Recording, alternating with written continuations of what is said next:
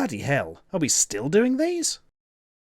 Hey, remember when I said I was doing these mystery boxes more frequently in order to catch up with the calendar? Well, that didn't work, did it? Anyway, boom! It is Loot Crate time first, as is traditional. Here is a slot in which you can insert coins. Oh wait, no you can't, there's more cardboard behind it. Devious box. So, what's inside this month then? This month's theme is something which I've already forgotten. Ooh, there's one of those Q-Fig things in here. Right, what should we do first? Let's look at the t-shirt. Right, the t-shirt is... Ooh, Stranger Things.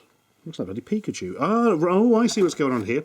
Right, there's a Netflix original series called Stranger Things. If you haven't watched it, watch it. It's very good. It does absolutely nothing new, but it does a lot of old things very, very well.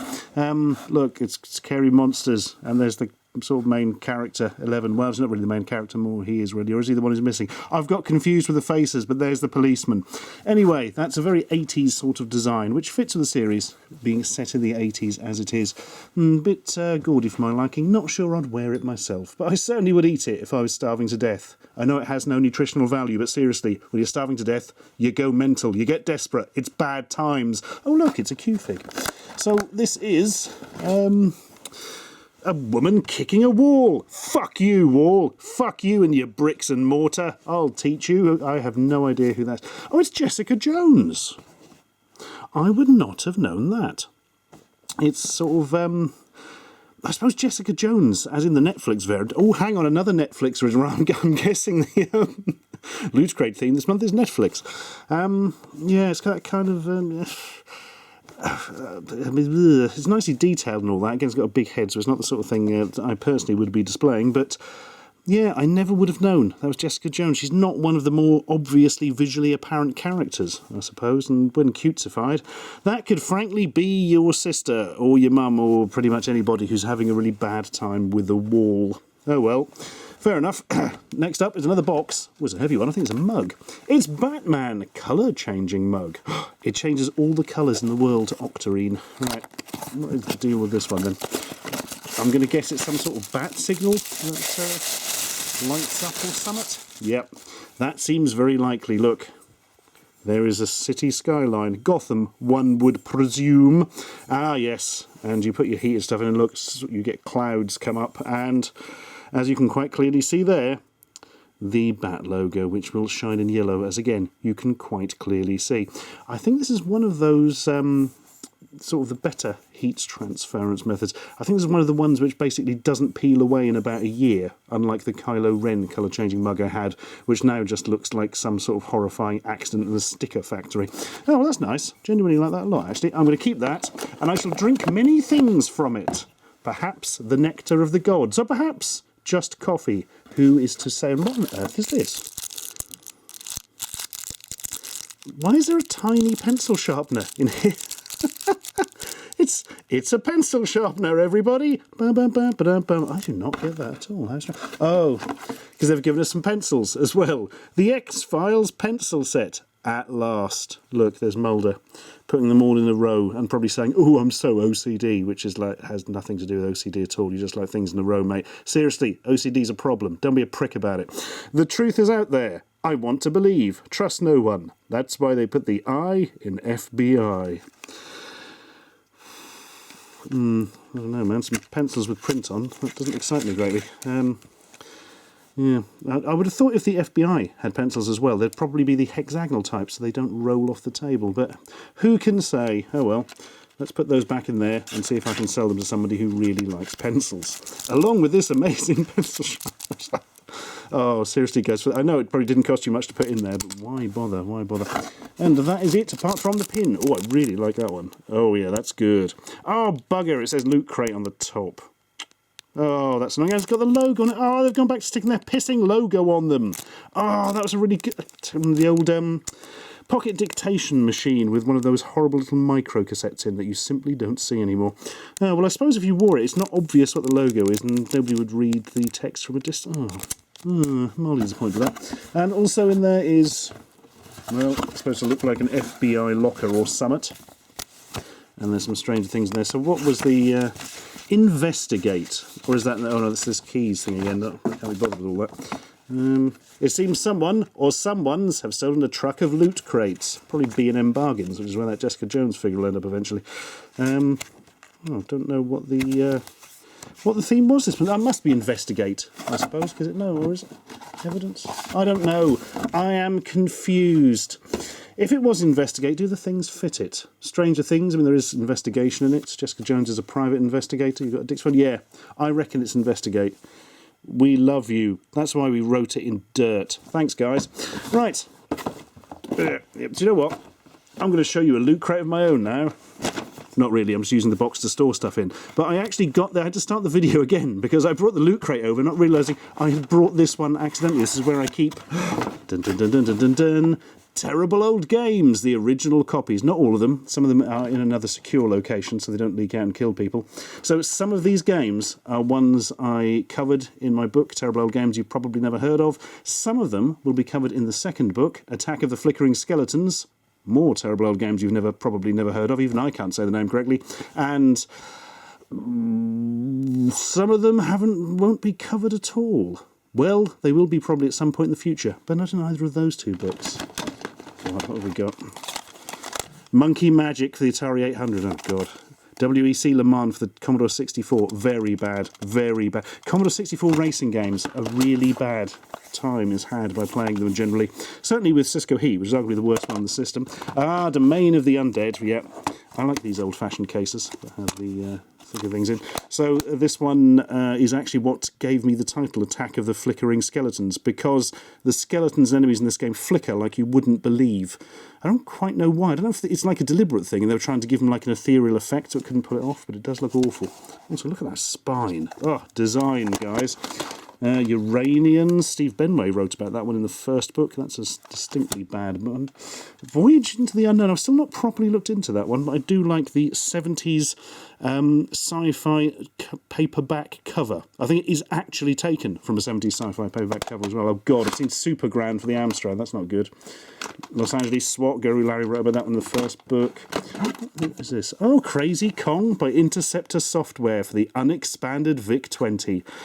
My God, look at that creature. I know that this is actually a spare copy I have, though, because I bought it, and it's got the wrong bloody tape in. This is Analog's Crazy Kong. Analog's Crazy Kong is interesting because it has probably the worst cover art of any game ever released. Not this one. This is different. I mean, this is pretty bad, but cool. Compared to Analog's, that's like Salvador Dali. Trench for the BBC Micro. I have to get the cover for that.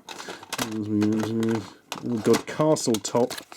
Oh, man, look, the worst Hunchback clone ever. Written by the same guy who wrote Monkey Magic, I believe. So that's nice, isn't it? In fact, I think he's one of the same person who wrote Domain of the Undead as well, I found out later. Basically, if that guy wrote a game for your Atari 8-bit system, you really didn't want to be buying it. What's the red tape? Butterfly for the Spectrum. What am I doing? For crying out loud. Right, this was supposed to be like a promotional thing for the book, but I got carried away. Anyway, if you want to back my new book, Attack of the Flickering Skeletons, More Terrible Games You've Probably Never Heard Of, check the link for the description there. We got through that. What's the next box? Sproing. It's a one-up box. All the video game-related stuff, kind of. And as soon as I cut the sellotape on this one, my God, the top sprung up, because there's a cuddly toy of some type, quite a pink-looking one in it. And I don't know what it is. Oh my God, it's a remarkably soft and large craniumed version of dreaded sonic boom villain Dr. Eggman, or as he's usually called in this country, Mustache Phil. That's a fine sausage you've got stuck to your nose there. That's I don't really get the need for that. It's got goggles. This is a thing. There's probably a Sonic the Hedgehog one you can get as well, I would imagine. Right, let's have a look at the T-shirt. I've got it upside down. That's a bad start for shirts. It is... Oh, God, that's confusing. Oh, I see what's going on here. Right. So Sonic, he of the Hedgehog fame, but with their eyes blacked out, is having a race with the Flash to see which is faster. Well, obviously the Flash is faster because he's got like some sort of Speed Force thing going on, whereas Sonic is just really quick. And somehow Rocket Raccoon is in the lead because he's got a jetpack. That makes no sense, and the characters look weird. I don't like that. Don't like that one. It's one of those snap bands that you slap on your wrist and then regret. What's it got on it? Little Marvel men, little X-Men, in fact, specifically. There's like cutesy X-Men characters. Ow. I'll bet they've been banned from schools. There's the small badge as ever. One Up, March 2017. Team. March? Why have I only just got this one now? It's like bloody May. Well, how behind... Oh, I don't know. I just don't know. Anyway, that's one of those. Stickers. Yeah, these are stickers of cutesified Ninja Turtles. That's a thing. There's a poster or something. What's this about? Oh, God. It's Jake and Finn from Adventure Time in a slightly more realistic style. Still very cartoony, but more realistic than the show does. I like the way they've made it a storybook page, so it doesn't matter that there's a big fold in the middle. That is actually very clever. It's also printed on it's printed on a plastic, actually, as opposed to a paper. That's interesting, but still not something I would necessarily want. And that's just the thing that tells you what... Yeah, you could get a Sonic one. You could also get a Tails and a Knuckles. What a world we live in. Oh, well, yeah, there's all right stuff, but nothing I would personally want this month.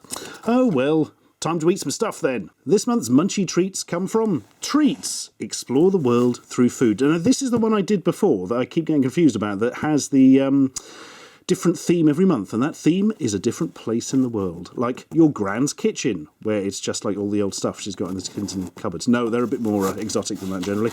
Right. Ooh. There's all tissues and stickers and things. Oh, look. Looks like a present. Oh, look at it. Hang on. Oh well. That's destroyed. Oh my God, there's a lot of stuff here. So what's the deal? What's the deal, guys? Hola from Treats. This month's snacks come to you from Peru, a lushly forested country in South America. Oh, I thought you meant the Peru on fucking Mars. Yes, I can do geography, guys. Dear Stuart Ashton, thanks for accepting a box of international snacks from Treats to try. The link to our website... Oh, it's a little... Would you mind mentioning the terms? All right, then let's do that, Roger, since you really signed your own name and that's not a font. Right, if you want to try these, go to trytreats.com and a coupon code ASHEN can be shared with subscribers. Oh, that's an odd thing. I'm sure I've done this before, possibly more than once. Oh, well. Right, what's inside your treats box? Well, I'll have a look at that in a minute. Well, let's start with... Kua Kua. That's some sort of chocolate wafer thing, clearly. With a cool duck. Look how cool he is, spraying cheese from his skateboard wheels that have formed the words Kua Kua. I'm confused by this. Well, it looks like a chocolate and vanilla wafer. I'm not a massive fan of the wafers. I've just spotted in the box. There are actually two things the same. That's a rarity. Right, what's this like then? Yeah, not bad, actually. For a chocolate wafer, it is not bad. Oh, there's another one, look. There's two of everything in this. That's... Wow, Billy bonus. Yeah, it's all right. Wouldn't go crazy for it, to say the least. Right, time to start heavily jump cutting so we can get through these. Donna Pepper, which is a chocolate-coated cookie, apparently. And I'll tell you what, that's a heck of a headscarf she's got on. Look, it matches her top. So I'm guessing there's going to be little bobbly bits in it. Yes, I was correct. And they've all flown everywhere. Brilliant. Yeah, oh, God, see this bit. Yeah, it's literally chocolate cookie. And oh, there's two of them. So God, they're going bloody everywhere. It's the world's messiest snack.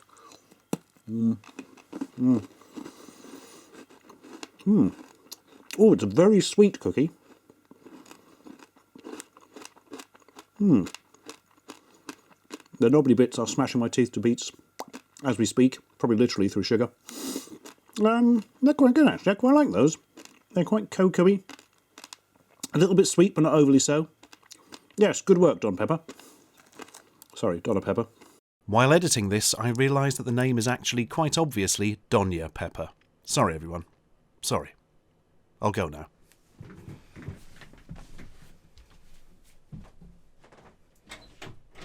Soda Field Original. Well, these look like square cracker things.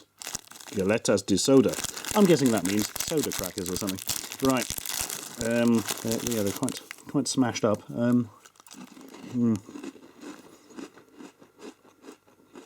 Yeah. That's right, a very light cracker, as you would assume. Maybe you could smear some cheese on it. Or maybe you could put a little bit of smoked salmon on it. Maybe you could nail it to a wall and claim it's art. Be sure to write in and tell us what you did with yours, please don't. Sublime. Well, I'll be the judge of that, I think. Deary me. Milk chocolate and Manny. I do not know what Manny is. I don't know. Let's find out. Because it's just like a big slab. Oh, it's nuts. Some sort of nut. Peanuts, presumably. Let's have a bite. Yep. That is quite literally a slab of chocolate with some peanuts in. If you are keen on both slightly low quality chocolate and peanuts, that is the snack for you. If you're allergic to peanuts, don't eat it because your throat will close up or something. Another pack of soda field. Well, they're certainly giving you the double bonus this time. Let's try some morochas. Well, I'm going to guess biscuits with chocolate in the middle. There's quite a lot of chocolate and biscuits on these. Oh, yeah. Oh, no, not in the middle. Just on the bottom. Ooh. Oh, no, are these stuck together or are those just two? Nope, that does form a sandwich. Although these ones are kind... I'm very confused by this. Do they actually... Oh, they do come apart. Right. We've got our answer. They are one-side chocolate little cookie things. Oh, that's interesting. Very light crackers. A bit like the soda crackers, actually. Not very sweet, but the chocolate adds a kind of sweetness to them. These are really nice. I really like those. I would happily make a house from them if I could. No, wait, that probably wouldn't work. 2 lots of Coronita. Chocolate flavour. Yeah, that means it's probably not real chocolate. This is more chocolate and biscuit. Oh, they've got something different from that.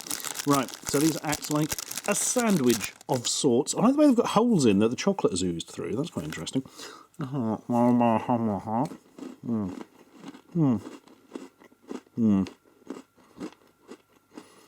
Biscuit's not great. It's not bad, but it's not great.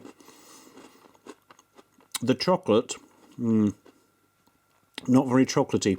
Got that very sort of cheap, this isn't quite chocolate taste to it. They're not unpleasant, but they're not good. Away with you.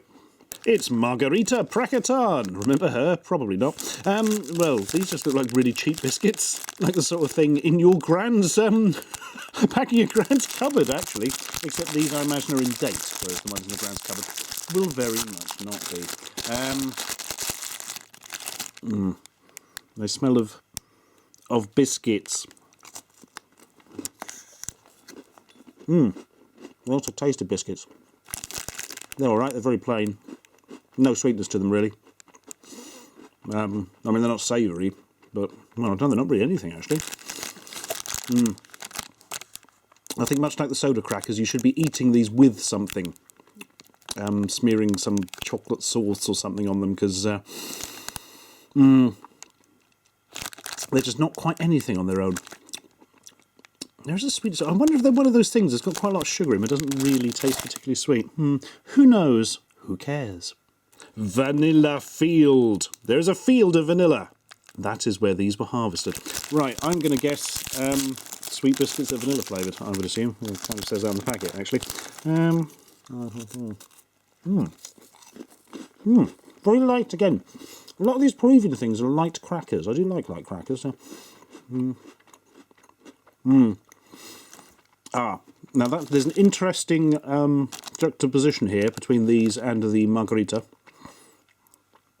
These feel like a sort of quality thing and have sort of quite a nice taste to them. The Margaritas feel like a more cheapy sort of thing. Even the packaging makes me think that, frankly.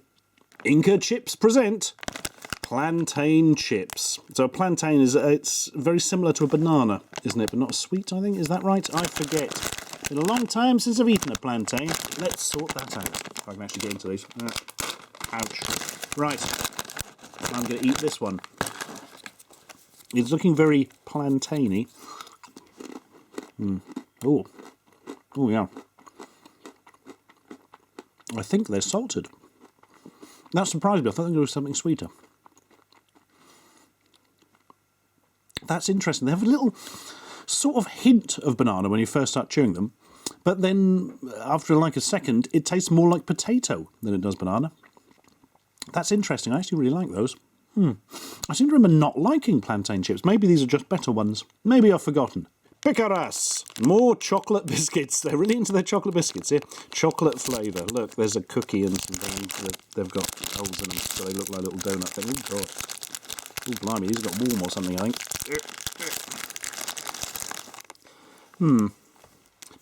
I think these may not have survived the journey too well. Oh, God. Oh, there's a hint of coconut. Ugh. Oh, the coconutty. Everything's ruined. Hate coconut. Oh. Oh, well. That was an interesting box of treats. Why did I end it on the coconut? I have to have another one now to take the taste away, aren't I? Help me, Donna Pepper. Ah.